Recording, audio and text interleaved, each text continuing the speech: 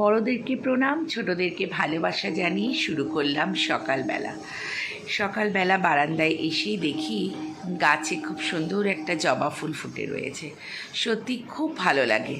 আমি তোমাদেরকে প্রায়ই আমার এই গাছের গল্প বলি। হ্যাঁ, একদম ঠিক।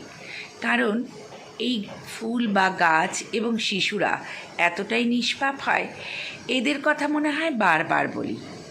যাক, গাছের গল্প শেষ করে জীবনের গল্পে ফিরে আসার পালা। জীবন তো থেমে থাকে না, সেটা ছুটির দিন হোক বা ওয়ার্কিং ডেজ হোক, চলতেই হবে। তাই আমিও বেরিয়ে পড়েছি সেই চলমান জীবনের কাজেই। বিভিন্ন কাজ, বিভিন্ন কারণে নিজেকে এগিয়ে নিয়ে যেতে হবে, তাই চলতে শুরু করলাম। চলতে চলতে অনেক গল্প করছিলাম, কিন্তু সেগুলো তোমাদের কাছে বলতে পারলাম না। ভাবছিলাম, যখন এডিট করছি বেশ কিছু ঘটনা মনে পড়ে। মানুষ চেনার জন্য সত্যি জীবনে আজকাল একবার হলেও প্রত্যেকটা মানুষের বিপদে পড়া দরকার। আজকাল মানুষ চেনাটা না বড্ড দায়। আগে জানতাম বিজ্ঞানের পাতায় যে গিরগিটিরা রং বদলায়, আজ দেখছি মানুষও রং বদলায়। মির্জাফর হয়তো সেই সময়ে ছিল, আমরা ভাবি, কিন্তু আসলে না। প্রত্যেকটা মানুষের জীবনের পাশে একজন করে মির্জাফর কিন্তু থেকেই যায়।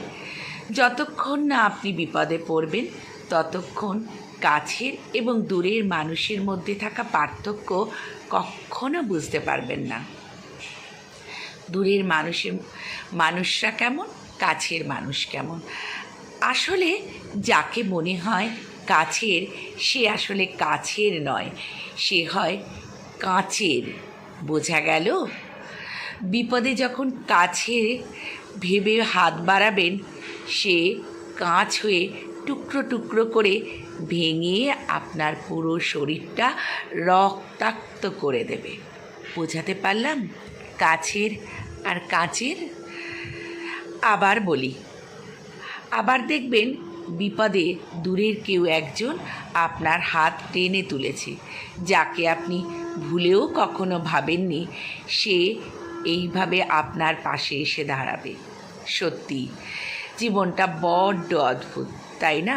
তাই বলবো, সব সময় আঘাতের জন্য প্রস্তুত থাকা দরকার, শক্ত হওয়া দরকার।